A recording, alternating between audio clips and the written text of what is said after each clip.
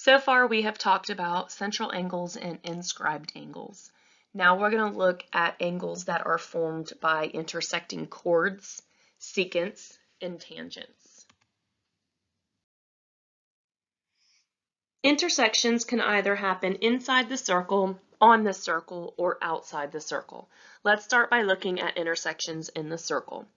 If you have two secants, such as line AC and line BD, or two chords, such as segment AC and segment BD, that intersect inside the circle, then the measure of the angle that you're looking for is going to be equal to half the sum of the measures of the intercepted arc. So if you're looking at angle 1 intercepts arc AD. Here's angle 1, the arc that's in between the endpoints of the angle is AD. But because of vertical angles, this angle that doesn't have a name is going to be congruent to angle 1, and its intercepted arc is BC. So to find the measure of angle 1, you are going to add the measures of arc AD and BC, and then divide by 2.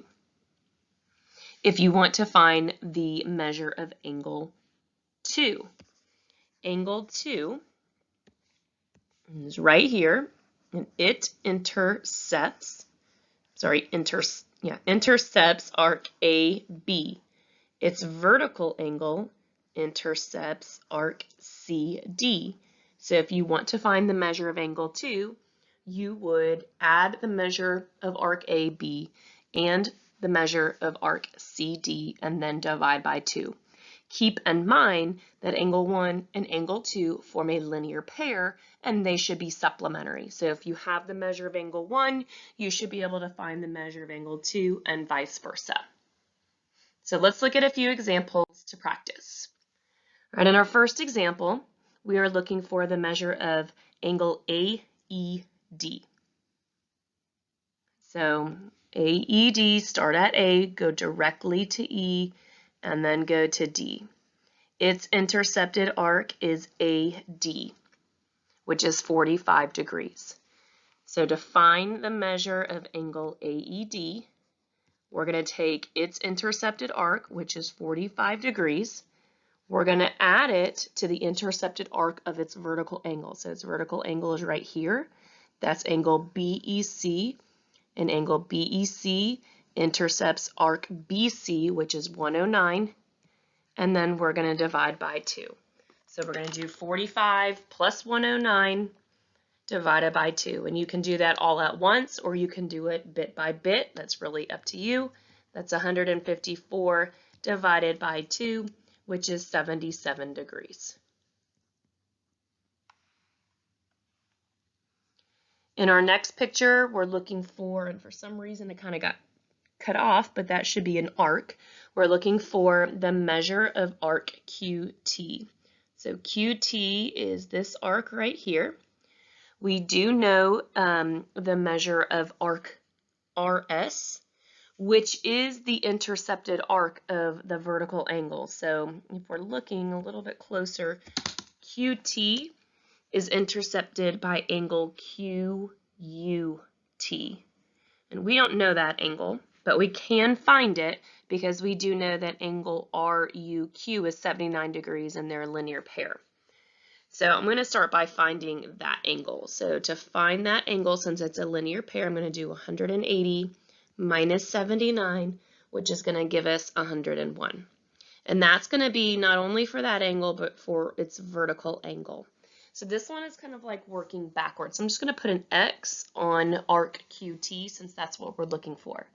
What we do know is if we add X in 95 and divide by 2, that should give us that 101 degree angle. So I'm going to set up an equation and I'm going to solve it. To solve it, the first thing I would do would be multiply both sides by 2. So that'll give me X plus 95 equals 101 times 2 is 202, and then we'll subtract 95 from both sides, which will give us 107 degrees. So the measure of arc QT is 107 degrees.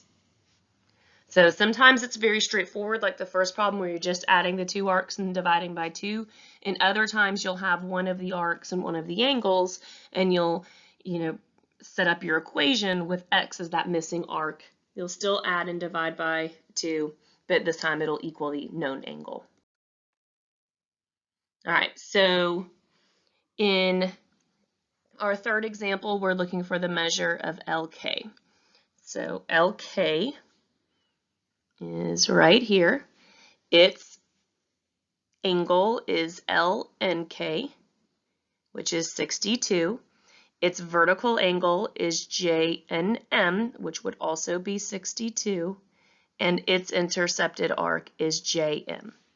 So I'm going to put an X next to LK since that's what we're looking for. We do know if we add the two arcs, LK, which is X, and JM, which is 74, if we divide that by 2, that should give us the angle, which is 62. So very similar setup to the last one that we did. We're going to multiply both sides by 2, and on the left side, all that's going to do is get rid of the 2. You don't need to distribute the 2. You can, but then you would divide by 2, so it ends up working out the same. So that gives us x plus 74, and then 62 times 2 is what, 124. And then we're going to subtract 74 from both sides, and that is going to give us that the measure of LK is 50 degrees. Notice we're in degrees because we're talking about the degree measure of an arc, not the arc length. We don't have inches or feet or anything like that. Okay, so this time we have both arcs and we have the angle, but this time the angle is in terms of x. So here's what we know. We do know that if we add these two arcs, 75, right? Here's its angle, there's the vertical angle, and here's the other arc. So if we add 75 to 55 and divide by 2, it should give us the angle, which we know is 3x plus 23. So I'm going to multiply both sides by 2. On the left side, the 2's are going to cancel out, and we're going to have 75 plus 55. You could have also, which probably would have made more sense, just add 75 plus 55 and then divide by 2. I thought about it after the fact, so I'm just going to keep going with the way that I am already doing it. That's 130. And then we're going to distribute 2, which would be 6x plus 43. We're going to subtract 43 from 130, and I'm going to run out of room, which is 87. Oops, that should be 46, not 43. I'm sorry. 130 minus 46 is 84. Let me change those to 46. And then 84 equals 6x, so we're going to divide by 6, which is going to give us x equals 14.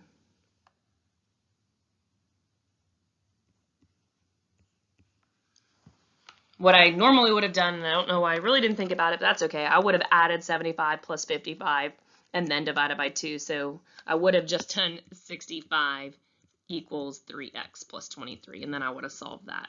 For some reason, I went a long way around it, and that's okay.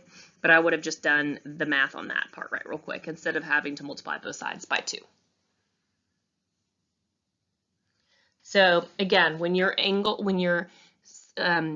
chords or your secants intersect inside the circle, you're going to add the two intercepted arcs and divide by 2, and that will give you the measure of your angle. And just as a reminder, the difference between a chord and a secant is chords are segments. If you look at the picture on the left, LM and JK are segments. Those are chords. They stop on the circle, whereas secants go beyond. So it's like a chord, but it goes outside of the circle. So in the second picture on the right, those are secants. So chords on the left, secants on the right. If it goes through the circle, then it's going to be a secant. So now let's look at intersections on the circle. The good news is we've already done inscribed angles, and we know an inscribed angle has its vertex on the circle. So when the intersection is on the circle, it's very similar. The way you find the angle or the arc is the same way you find an inscribed angle. It's technically not inscribed because it's not two chords, but it still has the same relationship. So if you have secant and tangent lines that intersect at a point of tangency, then the measure of the angle formed is going to be equal to half the measure of the intercepted arc. So if we're looking at this picture, this line right here, I'll put it in yellow. This is a secant because it touches the circle once at point A. Point A is your point of tangency. And then you have the secant line, or I guess it's technically a ray, AB. All right, so if you have a secant that intersects a tangent at the point of tangency, it creates two angles, angle 1 and angle 2. So if I want to find angle 1 intercepts arc AB. So the measure of angle 1 is going to be half the measure of arc AB. Whereas if I'm looking at angle 2 intercepts arc ACB. And so the measure of angle 2 will be half the measure of arc ACB. So let's look at a few examples. All right, in the first one, we have the measure of angle DEG. So let's look at DEG. What arc does it intercept? Well, it intercepts starting at the vertex E, all the way through H, all the way through to point G is where it stops. And that arc EHG, has a measure of 308 degrees. So the measure of angle DEG will be half of 308. So I'm just going to do 308 divided by 2, which is equivalent to 154 degrees.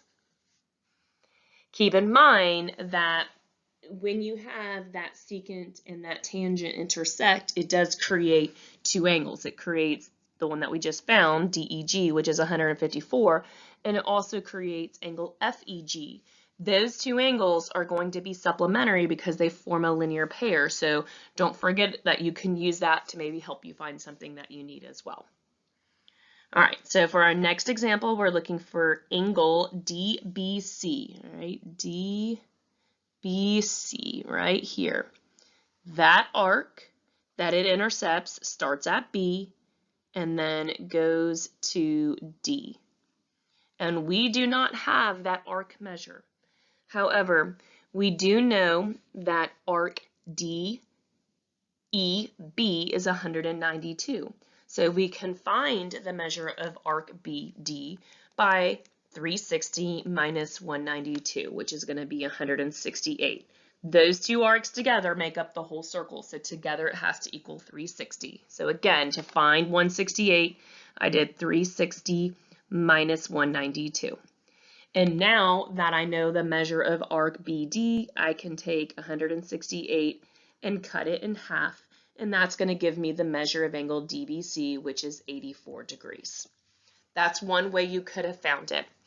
The other option would have been to say, okay, well, I know DEB is 192, and if I cut 192 in half, that gives me 96. And if this angle, ABD, is 96, then angle DBC has to be 180 minus 96, which is 84. So there are a couple different ways you could have done it. You could have found the angle and then used linear pair property, or you could have used the fact that you knew the two arcs were 360 degrees total and then cut it in half. Completely up to you and how you see it. All right, the next one, we are looking for the measure of arc XY. To find the measure of arc XY, it is that little tiny arc right there. So there are a couple different ways. It's kind of like the last one that we just did. There are two different ways to do it.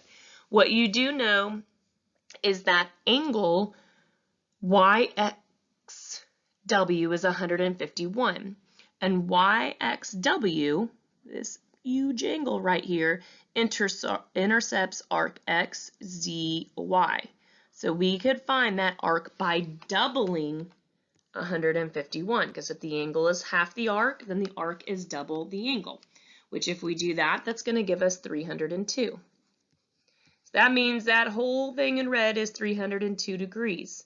So to find the little part in purple, I can do 360 minus 302, which is going to give us 58 degrees.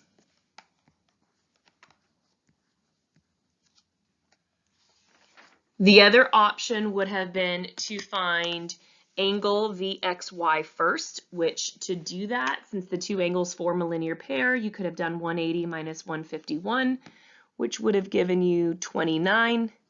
And then to find the arc, double 29, and 29 times 2 is 58. All right, the last one of these, we don't even have any names for these. So we do have this 23-degree angle. And I'm just going to put a letter there just to make it a little bit easier. We'll call this AB. And we'll put a C on there. So angle CAB is 23 degrees. And it intercepts arc AB, which would be double that. So that would be 46 degrees. And what that means is this remaining arc, this 14x minus 22, all of this has to be 360 minus 46 degrees, which is 314. Oops. So what I can do is I can take my 14x minus 22 and set it equal to 314. So I'll start by adding 22, which gives me 14x equals 336. Divide both sides by 14, and that's going to give me 24 for x. The last type of intersection we're going to look at is when the intersection happens outside the circle. And there are 3 ways this can happen. And even though there's 3 different ways that it can happen, the formula for finding the measure of that angle outside the circle is still the same. So the first thing that can happen is you can have 2 secants. So if we're looking at the picture all the way to the left, AC is a secant and AE is a secant. So the measure of angle A, which is this actual angle right here, okay, it intercepts 2 arcs. Okay, so think about in between the sides of the angle, it intercepts arc BD and it intercepts arc CE. Okay, you're looking in between the angle. Don't look outside the angle. So to find the measure of angle A, you're going to take the measure of arc CE, the one on the outside, because it'll be the bigger one, and you're going to subtract the measure of arc BD and then divide by 2. It's a big arc minus small arc and then divide by 2. The next picture that we have is a secant and a tangent. So AB is a tangent because it touches just at point B. That's called the point of tangency. And then AD is a secant because it passes through the circle twice at C and at D. But just like the previous picture, when it does that, if you look in between the sides of the angle, it intercepts 2 arcs. BD is going to be your bigger one because it's on the outside, and then also BC. So if you're looking for the measure of angle A, you are going to take the measure of arc BD and subtract the measure of arc BC and then divide by 2. So half the difference of the 2 arcs. And finally, the last one we're looking at is 2 tangents. So both AB and AC are tangents because they touch the circle at one point. So AB touches at point B and AC touches at point C. Again, it intercepts 2 arcs. You have the outside arc, which is BDC, a big arc, and then you have the inside arc, which is just BC. So together, it's the entire arc, but to find that measure of angle A, just like the other ones, we're going to take the outside arc, BDC, we're going to subtract the inside arc, BC, and then we're going to divide by 2. So anytime the intersection is outside the circle, it's half the difference of the 2 intercepted arcs. So let's look at a few examples and then we'll be done. So first one we're looking for is the measure of KLM, right? KLM is this angle right there on the outside. So we have two secants, okay? We're looking for the two arcs that it intercepts. So the first one I do have a name for it, JN. That's the outside, that's the bigger one. And then the inside arc is KM. And we have both of those measures. So to find, and I'm just going to call the angle X just to make it easier. To find our angle, which I'm calling X, I'm going to take the outside arc, which is JN at 140 degrees. I'm going to subtract the inside arc, KM, which is 66 degrees. And then I'm going to divide by 2. And again, you can do this all at once or you can do it piece by piece. The good thing about using a TI-36X Pro or even Desmos is you can hit the fraction button and do it all at one time. 144 minus 66 is 74, and 74 divided by 2 is 37. So the measure of angle KLM is 37 degrees. Okay. On the next one, we're looking for the measure of arc MK. So we're looking for this inside arc right here. What we do have this time is we know the angle. So KLM is 56 degrees. We also know that outside arc KN is 160 degrees. So since I don't know the measure of arc MK, I'm going to call it X. And I'm going to solve. So to solve that, we take the outside arc, which is 160 degrees, KN. We subtract the inside arc, which is MK. I don't know it, so I'm calling it X. Divide by 2, and that should give us the angle, which we know is 56 degrees. So to solve this, since I can't do 160 minus X, I'm going to have to multiply both sides by 2. So that's going to give me 160 minus X, and 56 times 2 is 112. And then subtract 160. 112 minus 160 is negative 48, so that gives us negative X equals negative 48. We're going to divide both sides by negative 1, and that gives us X equals 48 degrees. So the measure of arc MK is 48 degrees. All right. Now we're looking for the measure of PQR. So that is this angle right here. I don't know what it is, so I would typically call it X. So I'm just going to kind of put it on the outside just because there's really not a whole lot of room right there. Let's look and figure out what two arcs it intercepts. All right, because the angle is outside, it always will intercept two arcs. So the first and the outside arc is going to be PS R. That's that big giant arc that we know is 313. Then I need to subtract that inner arc, PR. All right, well, they didn't give me the measure, but I do know that PSR and arc PR together make up the entire circle. So to find the measure of arc PR, I'm going to do 360 minus 313. Which is 47, so I can subtract 47. Divide by 2, and that should give us the angle, which we don't know, so I'm calling that X. So I'm going to do 313 minus 47, which is 266, and then I'm going to take 266 and divide by 2, which is going to give me 133 degrees for angle PQR. Again, anytime that angle falls outside the circle, it's going to intercept two arcs. Look at the arcs between the sides, subtract, and divide by 2. For the last example, we are not looking for a specific angle measure, we're looking for X. But X is part of the angle that is outside of the circle. So we need to figure out the measures of the two arcs it intercepts. So I'm just going to put letters here just to make it a little bit easier. We'll just call it ABC.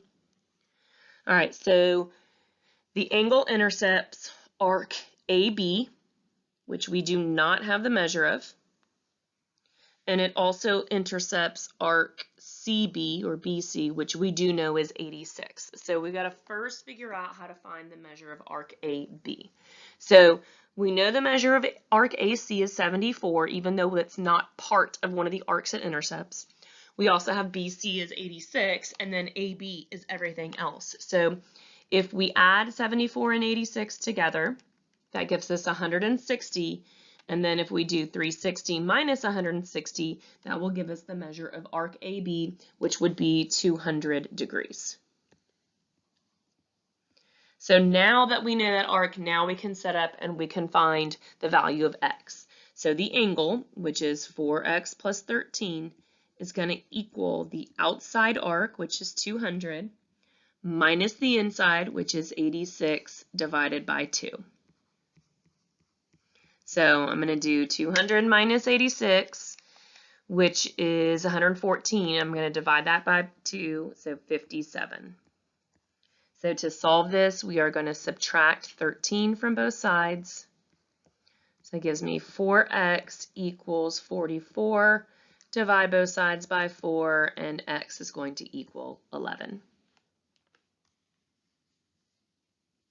So just as a recap, your intersections, when they're not central angles or when you don't have an inscribed angle, your intersections can happen 3 ways. The first way is they can intersect inside the circle.